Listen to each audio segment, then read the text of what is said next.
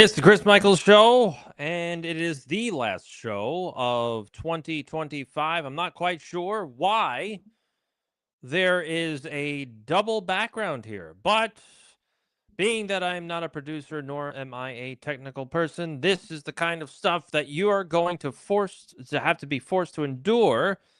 As a listener, I'll be regaling you with brilliance for the next 30 minutes. I do appreciate all of the new listeners on Spotify. You will not be disappointed as we go into 2026. It will be a riveting year. I'll be regaling you with more and more video. My goodness, what could be better than that, right? Such fantastic times to be alive. The most shadow banned broadcaster probably in this day and age. I get a rounding error on X as far as visibility is concerned, and there are many people that are suddenly catching on to why visibility is so poor on X. You'll have to check that out, check being CHEQ, because that will lead you down the road for discovery.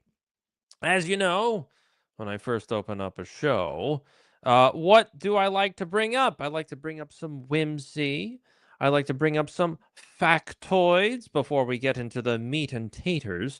So let's talk about the Metropolitan UK Police for a few minutes and how they want the Freemasons to be outed. Now, this is something that I view as very, very bizarre because the Freemasons, as we know, are riddled, or they have riddled the agencies of law enforcement in the United States, in the United Kingdom.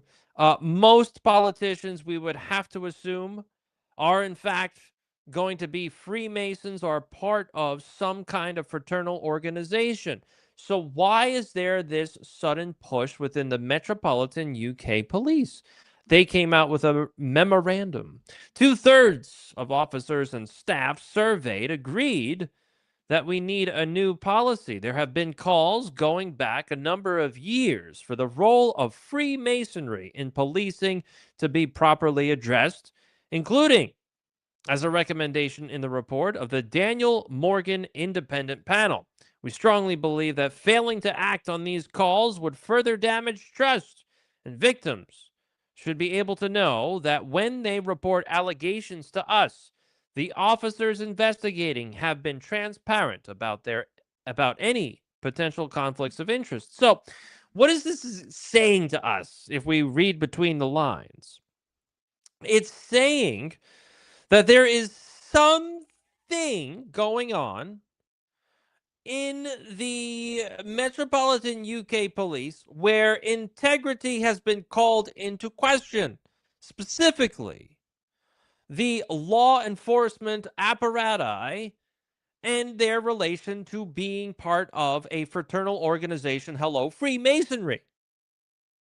This also implies that there has been some kind of Freemasonic wall of silence, and that there have been some amount of victims that have lodged complaints, and those complaints have gone into the ether because of a Freemasonic handshake between officers of the law and trying to cover up some kind of crime.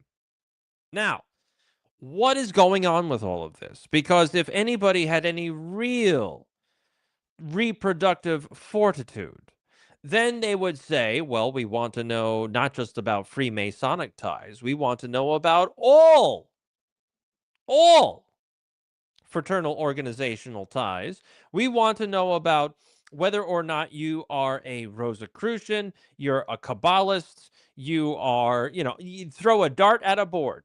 We want to know it all. And furthermore, we want to know which one of our politicians is aligned to the Freemasons, is part of the Freemasonic order, and whatever else. Why is this only being focused on law enforcement when we know damn well that the politicians, the royal family, they're all involved in some kind of fraternal Freemasonic organization, at the least, Scottish Rite or otherwise? So let's just clear the field. We want to know what politician does what. We want to know if they're a Luciferian, a Satanist, a Freemason. We want to know if they're part of the Order of the Northern Star, whether or not they are part of the Royal Order of Jesters, whether or not they're a Shriner. We want to know it all. So why is this only being focused on law enforcement? Well, I have my suspicions. Because if you do any kind of research, and I'm not even going to go into it, to be honest with you, but you've got a lot of people that say basically, if you are a Freemason, you're really observing Kabbalah. Okay. So it was a way for non Jewish people to be able to study Jewish mysticism. And this is coming from rabbis. They're saying this kind of thing. So you've got that kind of tie.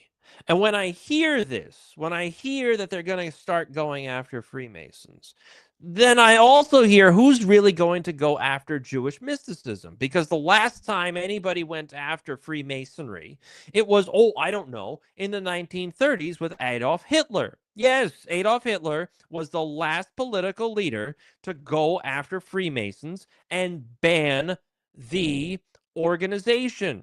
If you are an art historian and you love Art Nouveau, like many of us do, then you probably know about the artist Alphonse Mucha. Yes, Alphonse Mucha, one of the more amazing artists out there in the Art Nouveau world back in the late 1800s and 1900s and all the rest. Right? It's actually probably closer to the 1920s and 30s more than anything else. Guess what happened? Hitler took over Hungary and Czechoslovakia, and he drummed out the Freemasons. Well, Alphonse Mucha was a Freemason, and so he was forced into the underground. So what is this really all about? Is there some kind of Islamic fraternal organization that is pushing against the Metropolitan UK Police Force? Is there some kind of new order going into place? I would dare say yes. I would also suggest that this is going to be a way for the Freemason, well, not the Freemasons, but it's going to be a way for the powers that be, hello, Starmer, and others, to finally get rid of the police force and bring in contractors. Now, once you do that, that also means that the contractors are given a lot more leeway to enforce the law than, oh, I don't know, a police organization that is aligned to the government. Your civil rights could very well be trampled upon in ways that you've not thought of if you bring in some kind of government contractor. Also, this whole ordeal has to do with a murder that occurred back in the 1980s, in 1987. So what's this about? I didn't know about this, but it's the Daniel Morgan murder.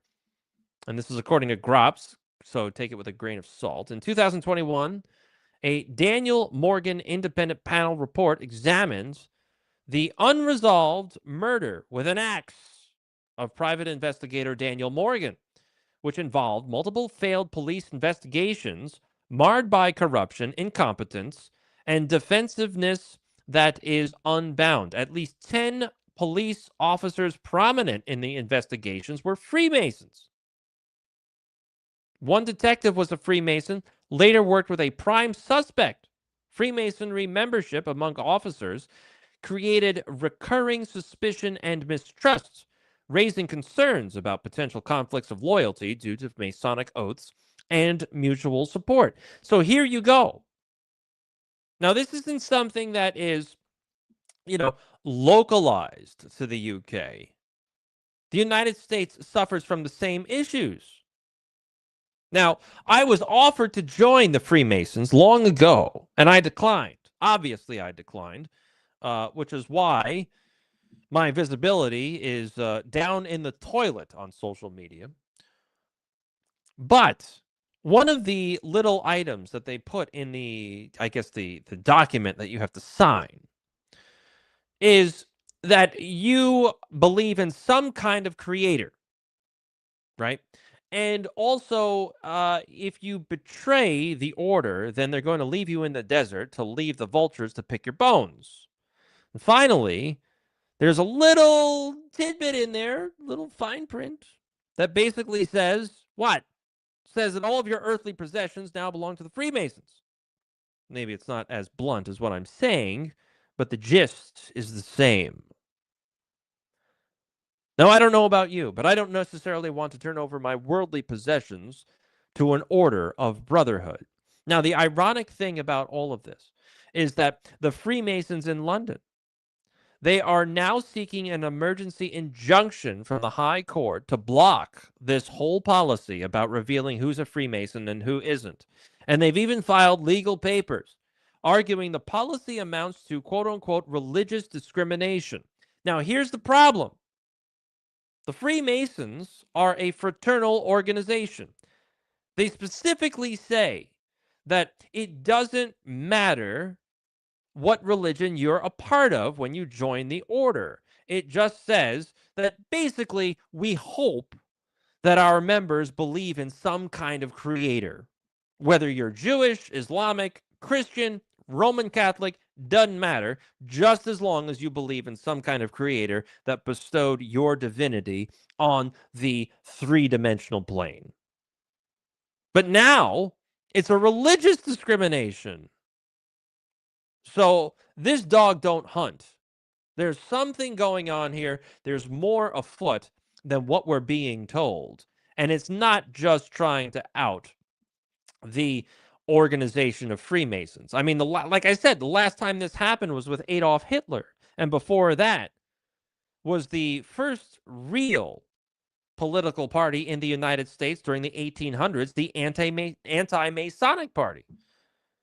So I'm not convinced that this is just something that happens and we're going to finally right the wrongs with Freemasonic cover-ups everywhere we go. There's something else afoot with all of this. Then we've got this. A couple of weeks ago, I did a show, my own show, and I believe I did a Tuesday night live show where I talked about how Grok believes that there is some kind of cyclical event, some kind of massive event, and it is going to involve climate change. Now, climate change is a big deal because what they try to tell you is that it's man-made climate change. Oh, yes, man-made climate change is because you drive a Hyundai or a Toyota, and you are contributing to greenhouse gases just as much as the cow farts, and this is all destroying the atmosphere. It's going to cause the poles to flip and the sun to burn out, so we need to get to carbon neutral. We need to round everybody up into 15-minute cities and so on and so forth, right? Don't believe those lies. We need renewable energy. We need EVs. We need solar panels. We need windmills off the coast. No, no, no. A couple of weeks ago, like I said, the show I did, Grok, basically tacitly admitted that there is really no such thing as CO2 emissions causing any kind of significant climate change. I could buy it at a regional level. But the real culprit to all of this, the changed winds, the climate change, the oceans cooling or increasing in temperatures rapidly, has to do with the sun. And it's multi-thousand year cycles. It's a natural event. And then there are microcycles within those 10 to 12,000 year cycles that the sun emits. It's a micronova. So this week, we've had people like Stefan Burns and Space Weatherman on X. They've been sort of sparring. I believe Space Weatherman kind of goes against Stefan Burns. And he decided to tell us that the Earth's radiation belts are fully charged after repeated solar wind and solar storm impacts over the last couple of months. Next solar storm to hit will cause this plasma to precipitate down towards the planet's surface. Now, this whole thing sounds very hyperbolic, and it is. It's not going to be raining plasma from the atmosphere, right? It's not going to happen. What you will see is that you will see more northern lights far more south than they should be. So you're talking about seeing northern lights around Mexico and regions of that degree. And they're going to be even more significant. You're also probably going to see electronics get all wonky and so on and so forth.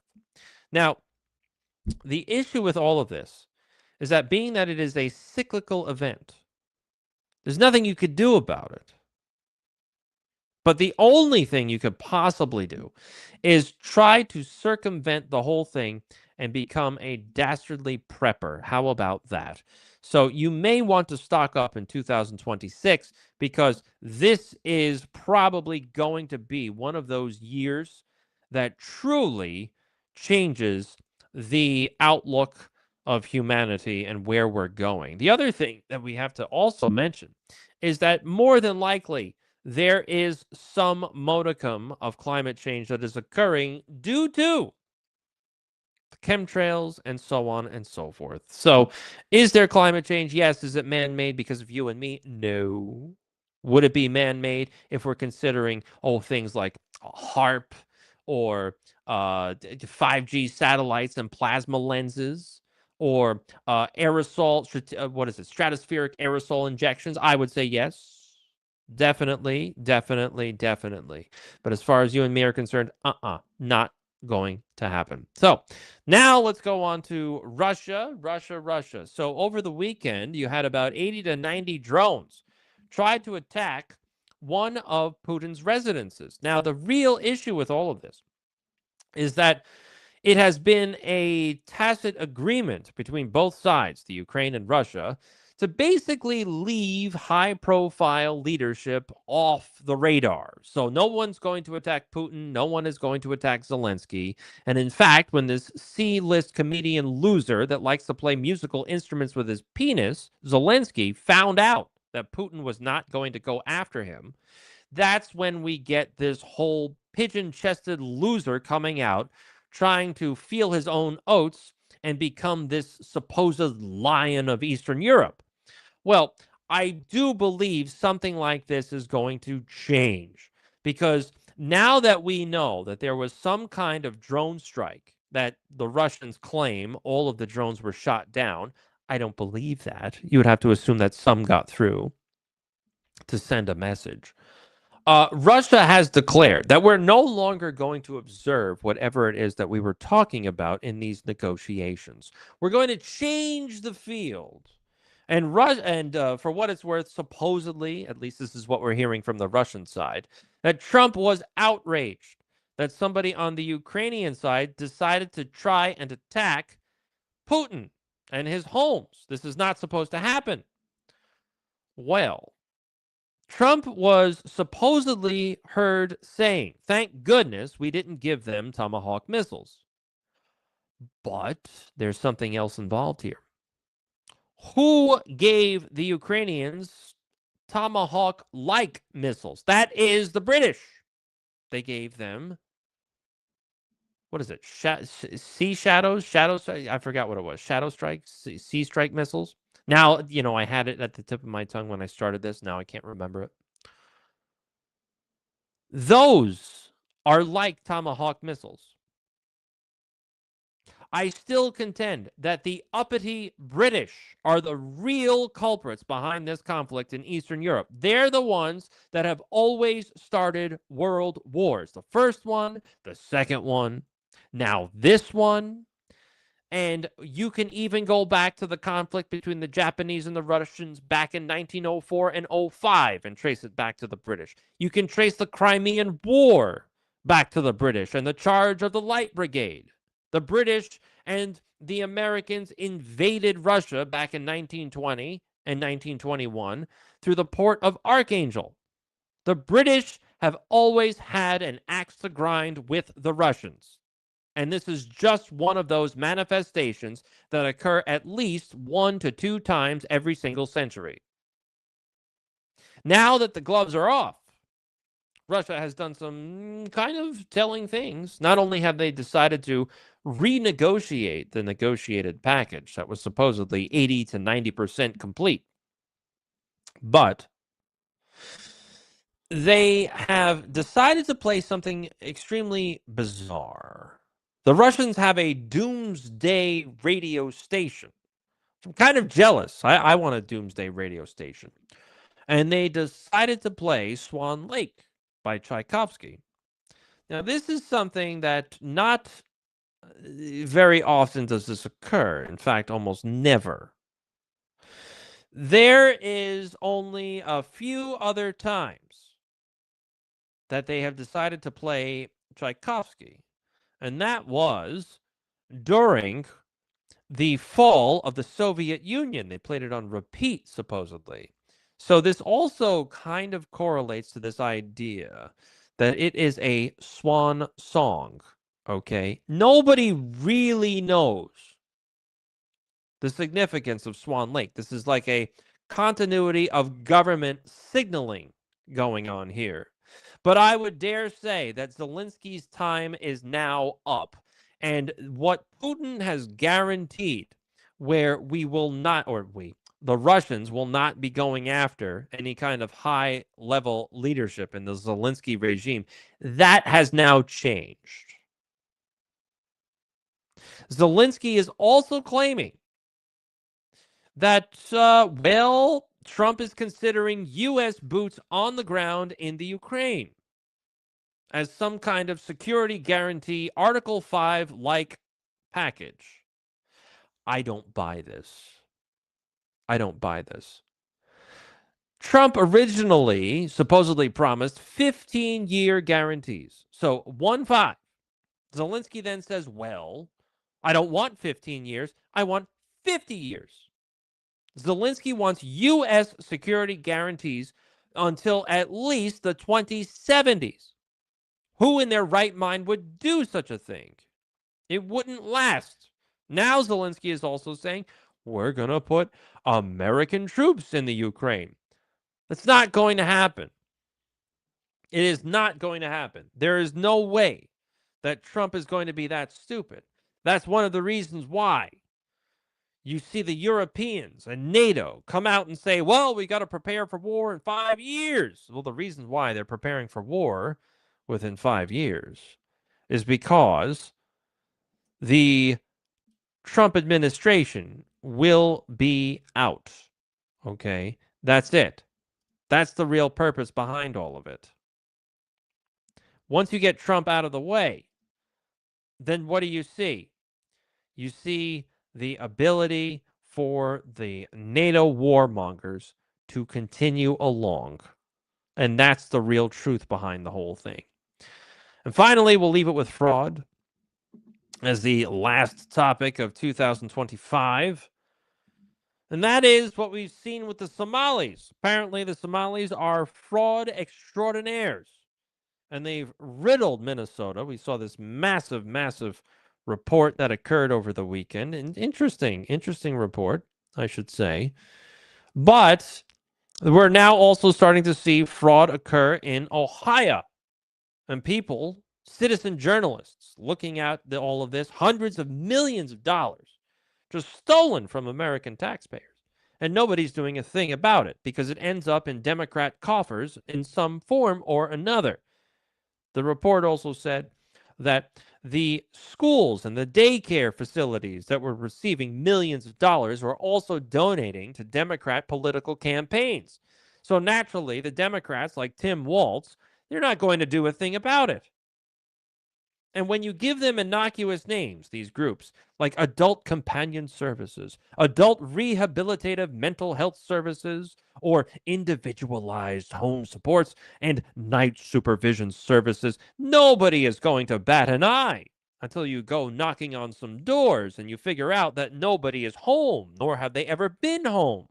It's merely an address to get federal block grant funding distributed to you and laundered into nefarious avenues of politics. That's what's really going on here. And don't think for a second it is only localized to the Democrat Party, because you can take it back to Donald Trump. This is from Chris Menahan. Like I said, I can't share my screen for some reason. I'm trying to figure that one out. And Chris Menahan has gained notoriety, brought up a lot of third rail issues. Chris, I'm assuming it's a guy, by the way, is reminiscing about Trump pardoning a few individuals like Philip S. Formes, the king of Medicare fraud, stole $1.3 billion from Medicare and Medicaid, drugged patients with OxyContin and fentanyl to get them to stay longer at his facilities. Then there's Shalom Weiss, who looted a life insurance company for $450 million, defrauded elderly Americans out of their life savings. And finally, the Democrat mega donor, Solomon Melgen, eye doctor, stole $73 million from Medicare by persuading elderly patients to undergo excruciating tests and treatments they didn't need for diseases they didn't have. And that's according to the Associated Press. Trump pardoned those individuals, those fraudsters. They've stolen just as much as the Somalis. And not only that, they're allowed to live their lives scot-free. I wonder if they've got something in common. The fraud is what keeps this political class going. And Elon Musk even said when he was working with Doge that if you eliminate all of the fraud, the country would essentially collapse.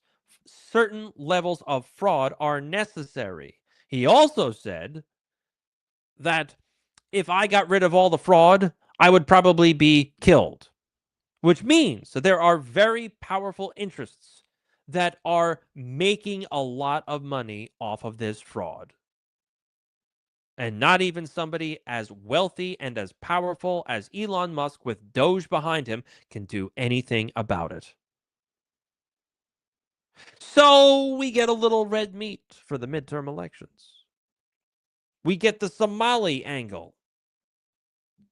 And what's with the Somali angle? Well, you find out that, you have to think for a second. You have to think like the American vote, or you have to think like a strategic individual trying to get votes out of people, right? What is going on? They're trying to homogenize the narrative for the 2026 election. And that is, you tie Somalis to Islam. Then what do? You've got Islam. Oh my goodness. You see people like Laura Loomer and 10-cent moron Mark Levin saying that we need to get rid of Muslim people. We need to deport them. We need to make sure they don't ever run for office. They can never hold an office. They want to, all this other stuff. So you tie that to the midterm elections, right? And then you also tie this to Israel being the bulwark against the savages in the Levant. And so that's why we need to elect pro-Zionist, pro-Israeli politicians in the Americas until the end times, which may be around the corner. Well, a guest I had on, and I've been on his show, Ryan Gable, he lifted some leg when it comes to Nick Shirley, the one that exposed all of this fraud with Somalis. Turns out that Nick decided to take a trip to Israel and interviewed former IDF administrator talking about the dangers of Palestine and the savages that live there. And Nick claimed that he made this trip on his own dime. Nothing about whether or not he was reimbursed for his efforts. How many times have I told you that people like me, people like other accounts, the ones that shoot up out of nowhere? I believe Nick now has somewhere close to 1 million followers after this report. They're being financed. There's a team of social media experts behind these accounts that just pop up out of the blue. And this is just one of those accounts. You don't mean to tell me that he miraculously gave a puff piece interview of a former IDF person and not get some kind of compensation? It may have not been, the next day, it may have not been when he came back from Israel. We all know the influence and the current influence campaign going on, thanks to Netanyahu giving millions of dollars to try to influence American voters. This is just another one of those efforts. While the idea of exposing this massive amount of Somali fraud in the United States is admirable, and we won't turn it down. Ultimately, we have to be suspicious of these influencers that suddenly show up and create these bombshell stories. So that's where I am placing my money. Nick Shirley is going to be another massive influencer because he has paid his dues. He has shown his allegiance, and now he is going to get the assistance to make his will manifest. That's going to be it for me. It is the Chris Michaels Show. It's the last one of 2025. As always, do not be afraid to be the beautiful, lovable fuzzball that I am, because I bestow upon you brilliance, broadcasting brilliance, intelligence, witticisms, and so on. Every single week, you can listen to me every single day on Spotify, The Chris Michaels Show. You can also follow me on X, C Michaels Show. And we need to get those numbers up in 2026. And that's exactly what we intend to do. Maybe I'll take a trip to Israel. Who knows? That's it. The Chris Michaels Show, as always. I will see you